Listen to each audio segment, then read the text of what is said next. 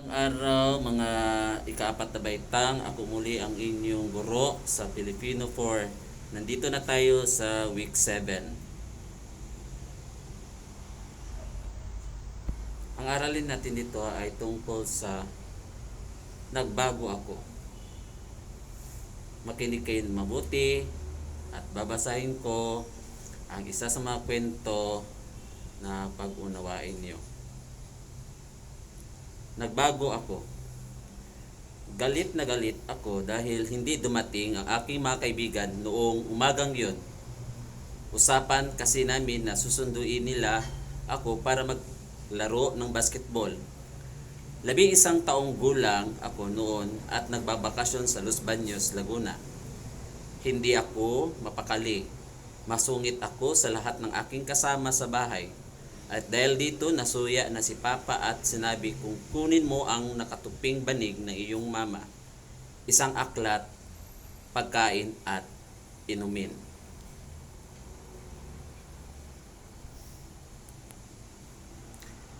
Natutukoy ko na ang saloobin ay damdamin ng tagapagsalita ay ano? Nailalarawan ko ang aking isipan na ang pag-iisa ay ano?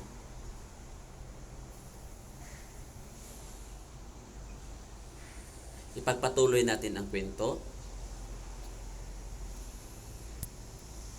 Tinanong ko kung bakit kailangan ang mga ito, ngunit inuulit lamang niya ang kanyang utos.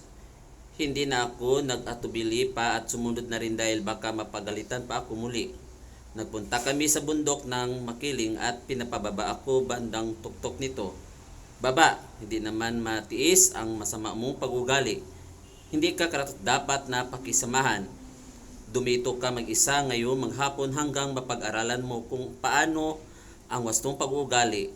Babalikan kita, ang sabi ng aking ama.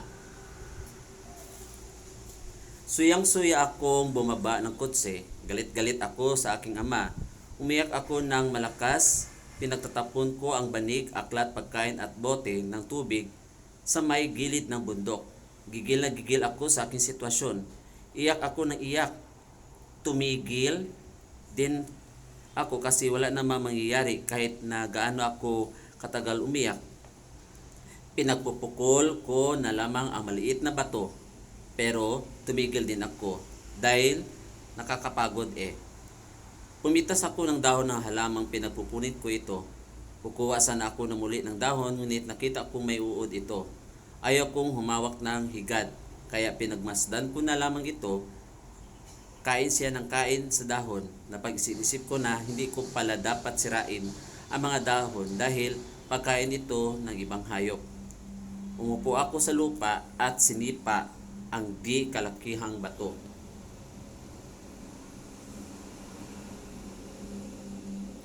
Ano ang maaaring mangyari nang sipain ang tauhan ng bato? Ano ang maaaring mangyari sa tauhan matapos siyang makapag-isip-isip? Ipagpatuloy natin ang kwento. Napakarami palang langgam ang nakatira sa ilalim nito. Nagsiktakbuhan sila. Hindi nila alam kung saan sila magtatago. Natawa pa ako habang sila ay nagkakagulo. Sinuri ko ang kanilang daladala. Puti at maliit ang mga ito. Batang langgam pala ang mga ito. Nahabag ako sa kanila. Nasira ko ang kanilang tahanan. Pagkaraan ng ilang oras, naramdaman ko na ang aking gutom. Hinanap ko yung saging at tubig, pati na rin ang aklat at banig. Bumaba ako sa gilid ng bundok at nahirapan akong bumaba. Naghanap ako ng magandang lugar. Nakakita ako ng malaking puno.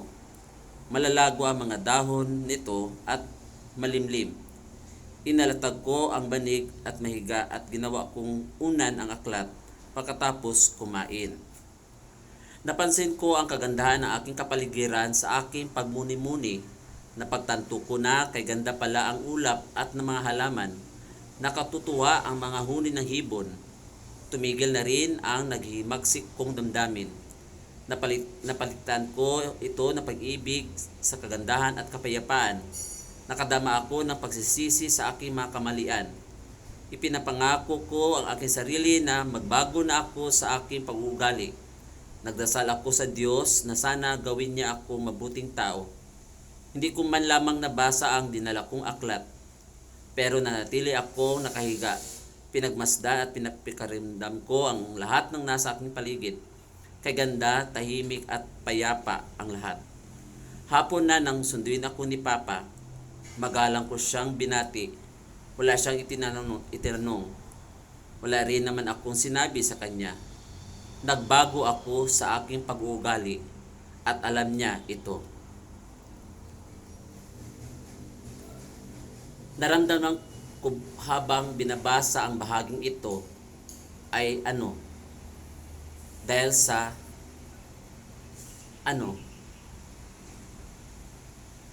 kayo lamang ang makakapagsagot sa tanong sa kwento.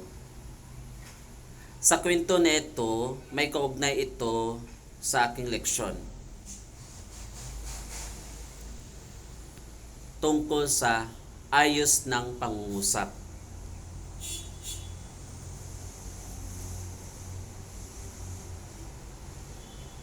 Ano ang pangungusap? Ang pangungusap ay lipon ng mga salita na nagpapahayag ng isang buong diwa. May dalawang bahagi ng pangungusap.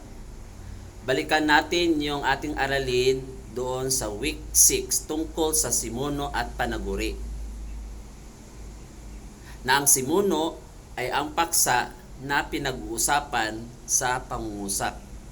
At ang panaguri naman ay ang bahagi ng pangungusap na nagbibigay kaalaman o impormasyon tungkol sa paksa.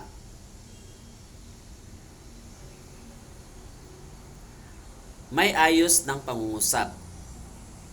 Pangungusap na panaguri, paksa.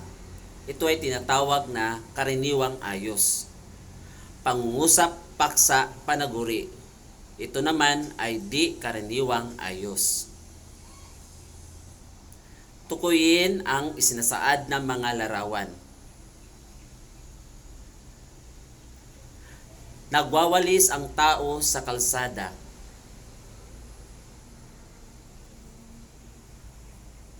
Ito ay karaniwang ayos na pangungusap.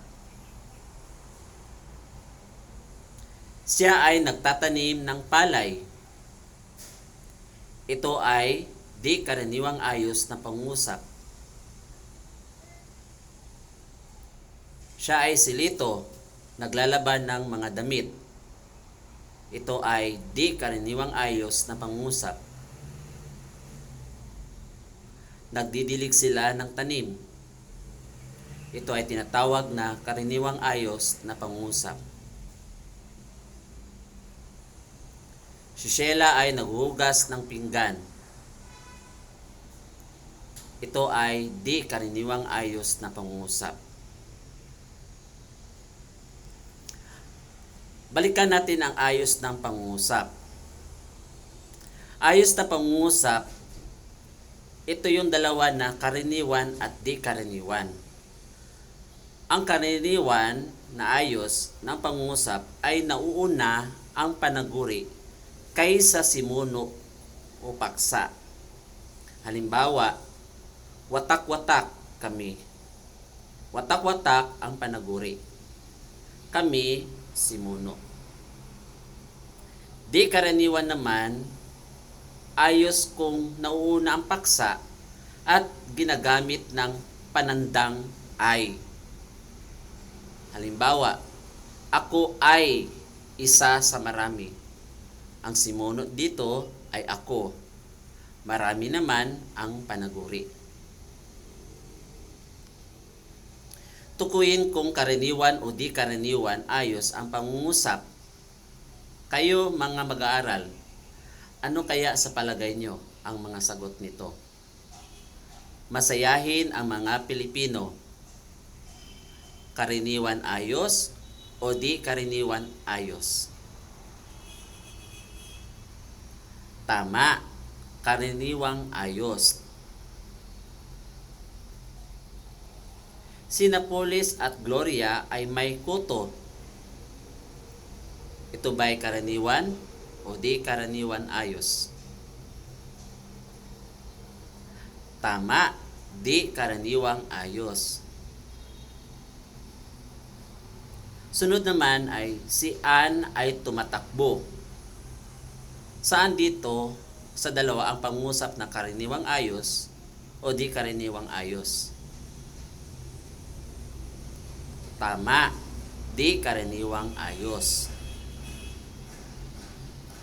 Si Chef Boy Logro ay nagluluto. Ito ba'y karaniwan o di karaniwang ayos? Tama, di karaniwang ayos. Matalino si Miriam. Saan sa dalawa dito ang ayos na pangungusap? Karaniwan o di karaniwan? Tama, karaniwan na ayos.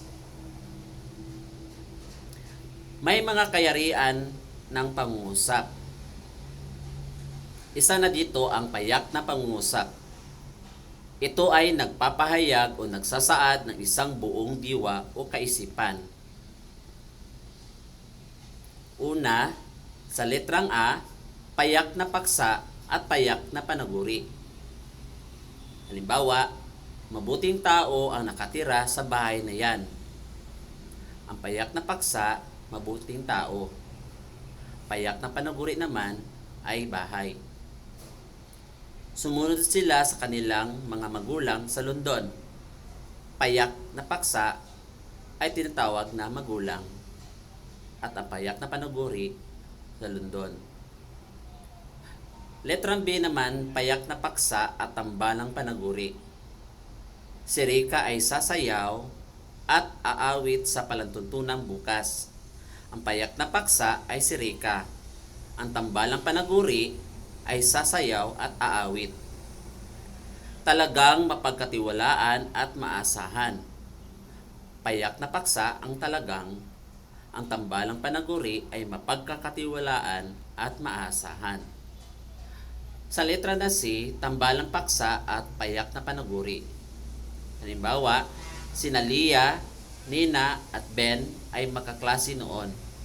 Ang tambalang paksa ay Lia, Nina at Ben. Payak na panaguri, makaklase. Nakita ko ang ate at kuya mo kahapon. Ang tambalang paksa ay ate at kuya. Panaguri naman, kahapon. At sa letrang D naman, tambalang paksa at tambalang panaguri. Sina Tina, Ana at Lucia ay manunood ng sine at magsha-shopping. Ang tambalang paksa ay sina Tina, Ana, Lucia.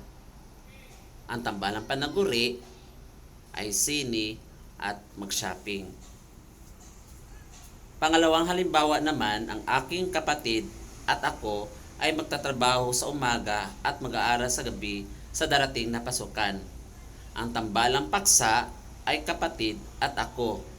Ang tambalang panaguri, umaga at mag-aral sa gabi.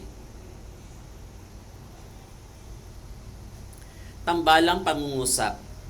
Dalawang payak na pangungusap na pinag-uugnay ang pangatnig.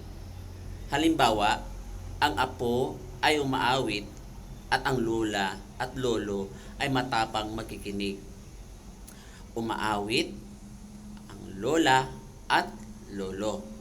Dalawang payak na pangungusap. Pangalawang halimbawa, pinamirinda ko muna si Aling Maming habang hinihintay niya ang aking ina. Aling Maming at aking ina. Hugnayang pangungusap. Isang payak na pangungusap at isang sugnay na di nakapag-iisa na pinag-uugnay din ng pangatnig. Halimbawa, maayos at masagana na ang pamumuhay ni Lilian at Belly dahil sila ay masipag at matyaga. Maayos at masagana ang tinatawag nilang hugnayan na pangungusap. Masipag at matyaga ang pinag-uugnay ng pangatnig.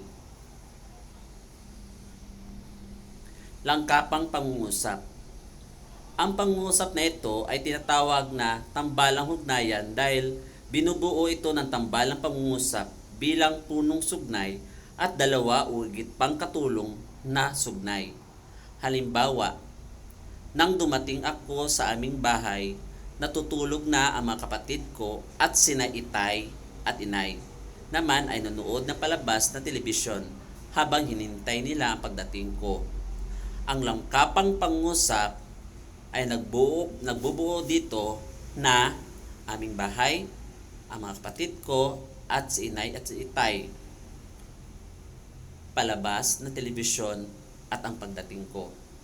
Ito ay langkapang pangungusap.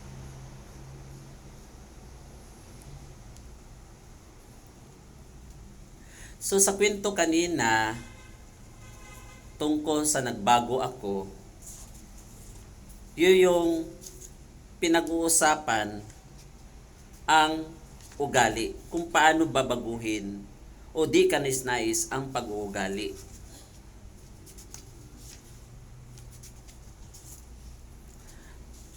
Kaya isipin ang mga bagay o ugali na madalas na napapansin o napupuna ng iyong mga magulang o kaibigan. Nais mo ba itong panatilihin o dapat nang baguhin? Ano ang epekto nito sa iyo? Sinong tahuan sa ibang teksto ang naalala mo habang binabasa ko ang kwento na yon tungkol sa nagbago ako at bakit? Sa bandang huli, may mga bagay na dapat nating matutunan at magpapabago sa atin. Magbasa ng kwento tungkol sa isang tanyag na tao at naka-impluwensya sa kanyang para magbago. Ilahad kung ano ang pagbabago ito at saka ibahagi natin sa klase. Maraming salamat po sa pakikinig. Hanggang sa susunod naman ng pagtatalakay, sana mayroon kayong natutunan sa aralin na ito. Naway malinaw ang mga hakbang na pinapahiwatig sa tungkol sa isang nagbago ako, ayon din sa isang talaan at anyo ng pangungusap. Huwag pa rin kaligtaang ang mga pinapagawa sa inyo ng mga gawaing module at palagi kayo nakasubaybay sa klase natin sa eClass Online Learning System platform para sa makabagong aralin. Hanggang sa muli, magandang araw sa inyo. Ako pa rin ang iyong guro, si Ginoong Rinaldo B. Malimban.